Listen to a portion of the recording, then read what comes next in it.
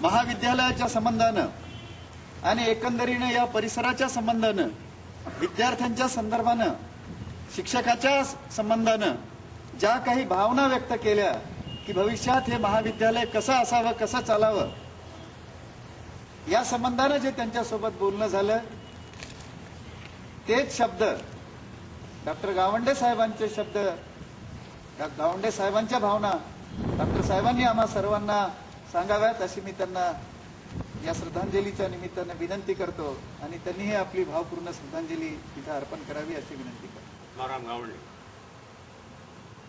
त्यांच्यासोबत मी 30 वर्षापासून काम करतो. ते मला सोडून गेले. ते रविवार ते बुधवार रात्रीपर्यंत कोमामध्ये होते. कोमातून जेव्हा बाहेर आले रात्री 10:40 त्यांनी मला फोन केला. श्वास रुकत होता, श्वासाचा आवाज येत होता, डोळे बंद होते. मला म्हणाले मला बरंच बोलायचं आहे पण वेळ फार कमी आहे.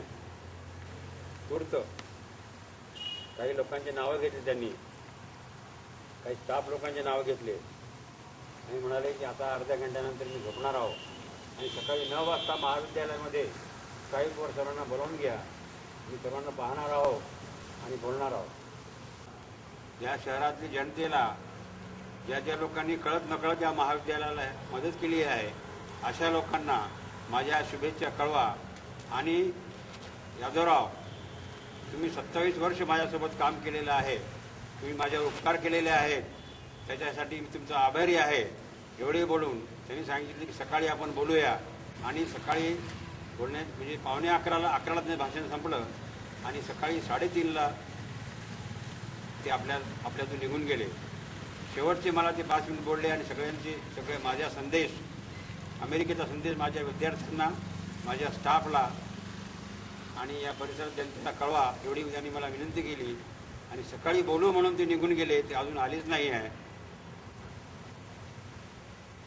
हे मला खरं वाटत नाही.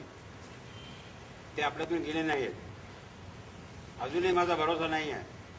3:30 वाजल्यापासून मी सारखा जागा आहो की ते माझ्या समोर दिसत आहेत, मला बोलवत आहेत आणि हे कर, ते कर, हे पहा, ते पहा, इथे विद्यार्थी पाठव, तिथले विद्यार्थी आणि तिथे पाठव, असे बरेच माझ्या पुढे त्यांची आकृती उभी राहत आहे. त्यांचा संदेश काय द्यावा समजत नाही. पण माझं हृदय एवढं भरून आलं तरीही मी हिमतीनं आपल्यापुढे उभा आहो.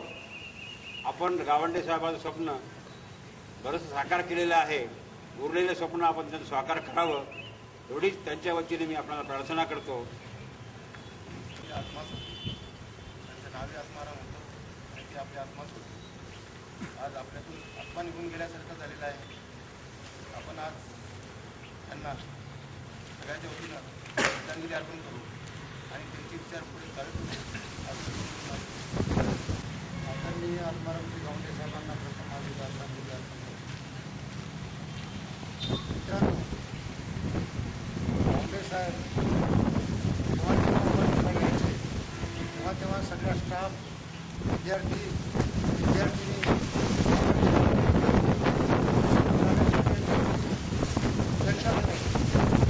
असं कधी झालं नाही की गावंडे साहेब आले आणि गेले. एक मुलं रेस्टॉरंटमध्ये मुक्काम करायचे. किती मुलं आणि किती मुली जाऊन, किती प्राध्यापक जाऊन त्यांची करायचे, त्यांच्या मनातल्या भावना समजून घ्यायची आणि त्यांच्या काही तक्रार आहेत ते सुद्धा विचारायचे. कोणाविषयी तक्रार? एकदा म्हणाले बा इथं सायन्स कॉलेज काढून माझं काय चुकलं का? तो विद्यार्थी रडला त्यांच्यासमोर की साहेब तुम्ही असं का म्हणता? ते म्हणाले की तसं नाही, माझं म्हणणं की इथं जर सायन्स कॉलेज असतं तर तुम्ही नांदेडला, नागपूरला, पुसदला, यवतमाळला गेले असतं तर चांगलं शिक्षण मिळालं असतं. ते इथं मिळते की नाही तुम्हाला? ते म्हणाले आम्हाला इथं चांगलं शिक्षण मिळते. एवढ्या देशमुख सरला आम्हाला सर्व विद्यार्थ्यांना, प्राध्यापकांना टेनिस कसं खेळायचं शिकवलं. विद्यार्थ्यासोबत सगळ्या माजी विद्यार्थ्यांनी या विद्यार्थ्यासोबत ॲलिमिटी त्यांनी स्थापन केली, रोटरी स्थापन केली. आणि या ठिकाणी असा कोणताच विषय नाही, नॅशनल कॉन्फरन्स असो, स्टेट कॉन्फरन्स असो, प्राध्यापकांचा असो, सगळ्यांच्यासाठी त्यांनी आपली आर्थिक मदत तर केली, परंतु स्वतः हजर राहून 4-5 दिवस या ठिकाणी त्यांना प्रोत्साहन दिलं. गावंडे साहेब आपल्यातून गेले नाही. काल परवा डॉक्टर साहेबांसोबत जयंत साहेबांना मला डॉक्टर साहेब म्हणाले, राव साहेब की गावंडे साहेब तुम्हाला बोलायचं आहे. माझी मुलगी मला म्हणाली की फोन आला आणि आवाज गावंडे साहेबात वाटला, मी घरी नव्हतो. मी डॉक्टर साहेबाला बोलायचं राहून गेलं. डॉक्टर साहेब राहुल साहेब दोनदा म्हणाले की गावंडे साहेबाला काहीतरी बोलायचं आहे. आता ते राहून गेलं. परमेश्वराची इच्छा नव्हती. परंतु मित्रांनो, गावंडे साहेब या एरियासाठी आपल्या सर्वांसाठी, माझी असो, आजी असो, प्राध्यापक असो, हे आपल्यासाठी परिस आहे. आपल्याला शुद्ध लोखंडानं त्यांच्या विचाराशी आज जरी घासला आपण तरी आपलं सगळ्यांचं सोनं होणार आहे. आपण नुसते सोनं नाही गावंडे साहेब, तर परिस आहे. गावंडे साहेबांच्या विचाराशी जर आपण घासलं तर सगळ्यांचं सोनं होणार आहे. गावंडे साहेबांना, डॉक्टर साहेबांना, राऊत साहेबांना, त्यांच्या सर्व परिवारांना आणि मॅनेजमेंटला, प्राध्यापकांना, विद्यार्थ्यांना सर्वांना मी या ठिकाणी हे दुःख सहन करण्याची परमेश्वर शक्ती देऊ. एवढं बोलून ते माझं फोन मला आला आणि त्यांनी सांगितलं की गावंडे साहेबांची परिस्थिती अजून चिंताजनक झाली आहे, परंतु या परिस्थितीत देखील त्यांनी उमरखेडची आणि आपल्या मातृभूमीची फार आठवण केली आणि सकाळी 9 वाजता त्यांनी कॉलेजला मला आणि काही लोकांना गावंडेसोबत बोलण्यासाठी इथं आमंत्रित केलं होतं. परंतु सकाळी 6 वाजताच मला अशी दुःखद घटना कळाली. गावंडे साहेब आपल्यातून निघून गेले.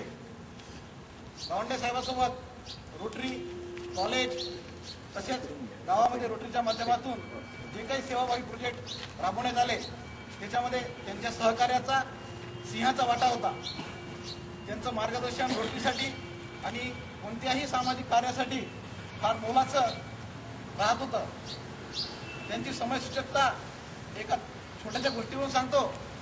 मी प्रेसिडेंट असताना रोटरी क्लबला मिळाले होते आणि इन बिटवीन ते उमरखेडला भेटीला आले आणि त्यांच्या लक्षात आलं की इथे पाण्याची फार मोठी टंचाई आहे. कडक उन्हाळा आणि कमी पर्जन्यमान, पावसाळा याच्यामुळे जी परिस्थिती निर्माण झाली, तर त्यांनी तात्काळ असा निर्णय घेतला की हा प्रोजेक्ट कॅन्सल करून गावाच्या पाण्याची समस्या सोडवण्यासाठी गावामध्ये 25 ते 30 बोरवेल्स करण्याची योजना त्यांनी आखली आणि 24 घंट्याच्या आत तो प्रोजेक्ट ट्रान्सफर करून त्यांनी त्या समस्येला ट्रान्सफर केला. हो, अशी मी ईश्वरचरणी प्रार्थना व्यक्त करतो. रोटरी क्लब, मुख्यधाम समिती, टेनिस क्लब, वासवी क्लब, आदिवासी समाज या सर्वांतर्फे त्यांच्या गावासाठी अभिवादन सादर करतो. सांगायचं थोडं कमीच पडते आणि त्यांच्या सर्वांच्या बद्दलच्या ज्या भावना होत्या त्या चांगल्या होत्या आणि येणारी व्यक्ती सर्व आता आपल्या सर्व अशी ईश्वरचरणी आपल्या सर्वांना प्रार्थना करायची आहे. तेव्हा 1 मिनिट झाल्यानंतर मुलं हळूहळू आपल्या घरी निघून जातील. आपल्याला आज महाविद्यालयामध्ये कामकाज कुठलंही होणार नाही. 3 दिवसाचा दुखवटा पाळायचा आहे. कॉलेज फक्त आजच्या दिवस कामकाज बंद ठेवील. उद्या कामकाज सुरू राहील. परंतु या घटनेचं दुःखद घटनेचं जे आपल्या मनावर परिणाम निर्माण झालेला आहे किंवा सावट पसरलेलं आहे, ते साधारणतः 2-3 दिवसासाठी आपण 3 दिवसाचा दुखवटा आपल्याला या ठिकाणी व्यक्त करायचा आहे. तेव्हा आज गुरुवार, शुक्रवार आणि शनिवार आजच्या दिवस फक्त कॉलेज बंद राहील. उद्यापासून कॉलेज सुरूच राहणार आहे. पण दुखवटा मात्र आपल्याला 3 दिवसाचा पाळायचा आहे. ही गोष्ट आपण लक्षात ठेवली पाहिजे. आपण आपल्या घरी गेल्यानंतर सर्व मुलांना, विद्यार्थ्यांना आणि विद्यार्थिनींना माझी विनंती आहे की आपण आपल्या घरच्या मंडळींना सुद्धा सांगितलं पाहिजे की डॉक्टर आत्मारामजी गावंडे यांच्या दिवंगत आत्म्यास शांती लाभो अशा प्रकारची प्रार्थना आपण आपल्या कुटुंबामध्ये देखील केली पाहिजे. कारण त्यांनी या भागातील सर्व कुटुंबासाठी आत्माराम गावंडेंनी अतिशय मोलाचं काम केलेलं आहे. तेव्हा देशमुख सरांना अशी सूचना करतो की त्यांनी 1 मिनिट शांत राहण्याची ऑर्डर द्यावी आणि 1 मिनिट शांत राहून आपण श्रद्धांजली अर्पण करू आणि नंतर हळूहळू आपण घरी जाऊ. बरं बरं कधी हा ठीक.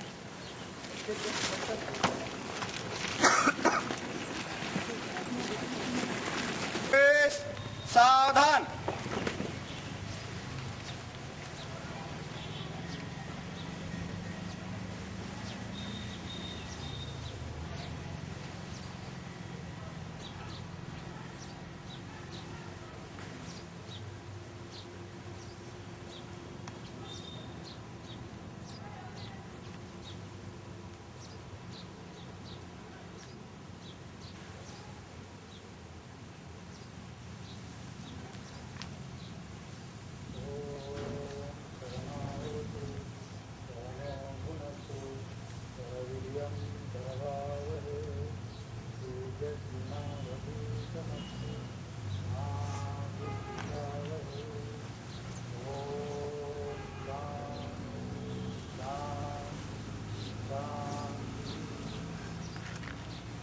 मासेस विश्राम.